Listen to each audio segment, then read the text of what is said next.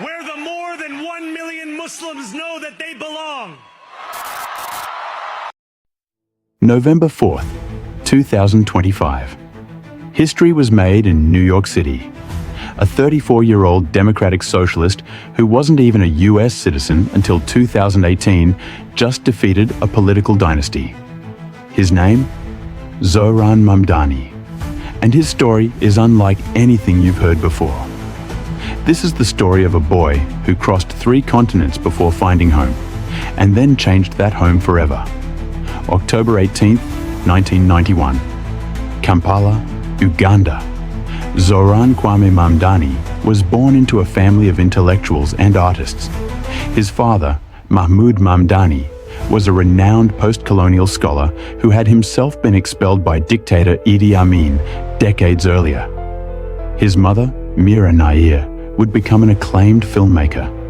His middle name, Kwame, was chosen to honor Kwame Nkrumah, Ghana's first president, a symbol of Pan-African pride. But this privileged upbringing came with a cost: constant upheaval. At 5 years old, Zohran's world shifted. The family moved to Cape Town, South Africa, where his father taught at the University of Cape Town. Here, young Zohran witnessed the aftermath of apartheid, segregation's scars still fresh on the nation's soul. In his own words, he grew up privileged, noting that while he never lacked anything, he was always aware that most people around me didn't share that comfort.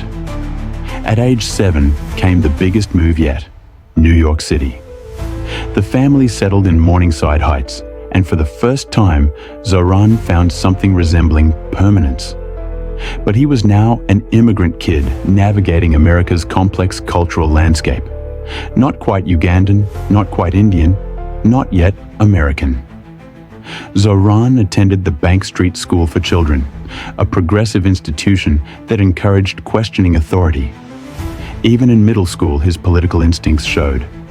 He ran as an independent candidate in a mock election, campaigning on equal rights and anti-war policies, proposing spending money on education rather than the military. At the prestigious Bronx High School of Science, one of New York's most competitive public schools, Zohran co-founded the school's first ever cricket team. A small act, perhaps, but it taught him something crucial: that a few like-minded individuals could transform ideas into reality. He also ran for student body vice president. He lost, but the lesson stuck. In 2010, Zohran headed to Bowdoin College in Maine to study Africana studies. Here, his political consciousness deepened. He co-founded the campus chapter of Students for Justice in Palestine, organizing boycotts and protests. His thesis explored racial identity and post-colonial politics, a blend of his own multicultural journey. But college also revealed harsh truths. In 2003, during his father's sabbatical, Zohran spent a year back in Uganda, living with his grandparents. The contrast between his two worlds became impossible to ignore. And then came 2016. Bernie Sanders ran for president, and Zohran Mamdani became a democratic socialist. After graduating in 2014, Zohran didn't immediately enter politics. Instead, he became a foreclosure prevention housing counselor in Queens, helping low-income families, many of them immigrants like himself, fight to keep their homes.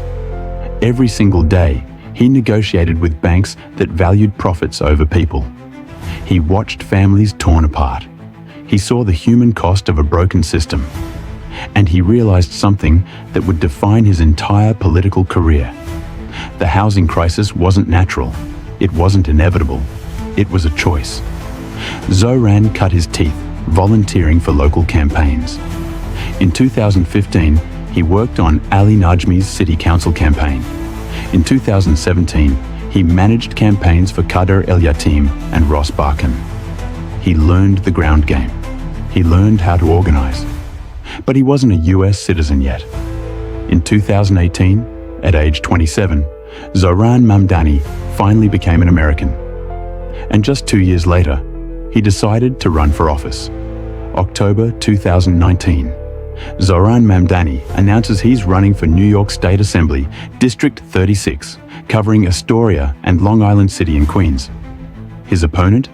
Aravella Simotas, a 5-term Democratic incumbent, entrenched, connected, expected to win easily. Zohran's platform was radical for a state assembly race.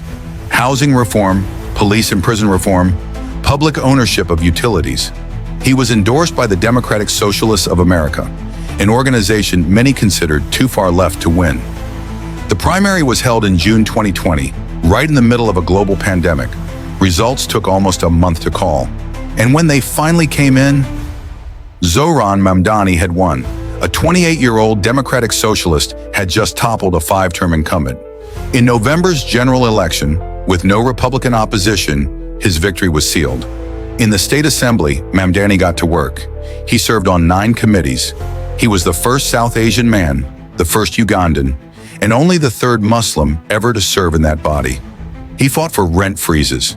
He pushed through a pilot program making city buses free. He participated in a hunger strike alongside taxi drivers, helping secure over $450 million in debt relief. And people started to notice this young lawmaker from Queens.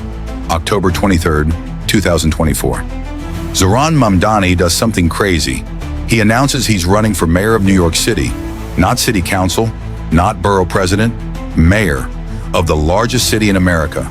And standing in his way, Andrew Cuomo, former governor, political dynasty, the presumed frontrunner. Everyone, and I mean everyone, thought Mamdani would lose. But Mamdani ran a different kind of campaign.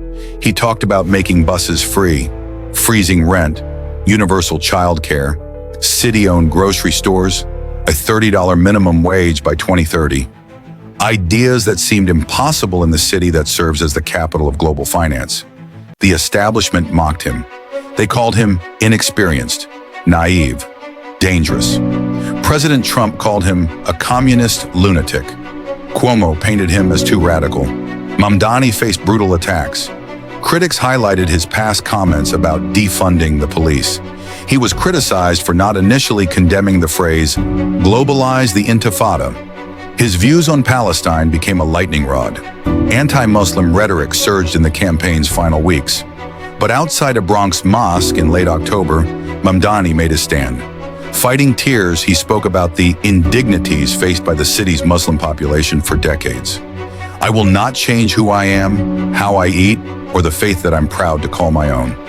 June 24, 2025. Primary day, ranked choice voting. Bernie Sanders and Alexandria Ocasio-Cortez campaigned for him. Cuomo had name recognition, money, power. When the results came in, New York City gasped.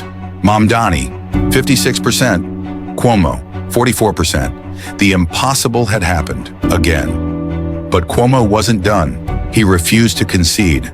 He switched to running as an independent in the general election. Republican Curtis Sliwa joined the race. Eric Adams, the sitting mayor, whose federal corruption charges had mysteriously been dropped, also ran as an independent. The establishment threw everything at Mamdani. The right called him a socialist. The center called him unelectable. Even some Democrats stayed silent. Now November 4th, 2025, election night. Zohran Mamdani, 50.4%. Andrew Cuomo, 41.6%. Curtis Sliwa, 7.1%. At 34 years old, Zohran Kwame Mamdani became New York City's youngest mayor since 1892, the city's first Muslim mayor, the city's first mayor born in Africa, the city's first mayor of South Asian heritage, the first Democratic Socialist to lead America's largest city. In his victory speech at Brooklyn Paramount Theater, standing with his wife Rama Duwaji and his parents, Mamdani quoted India's first Prime Minister, Jawaharlal Nehru's Tryst with Destiny speech. In his speech, he said, New York, tonight you have delivered a mandate for change, a mandate for a new kind of politics, from a refugee family fleeing dictatorship to a foreclosure counselor fighting for the forgotten, to the youngest mayor of the world's greatest city in over 130 years. Zohran Mamdani's story isn't just about one man. It's about what becomes possible when we dare to imagine a different future, when we refuse to accept that things must be the way they've always been. On January 1st, 2026, he'll take office. Whether he succeeds or fails, one thing is certain: the game has changed.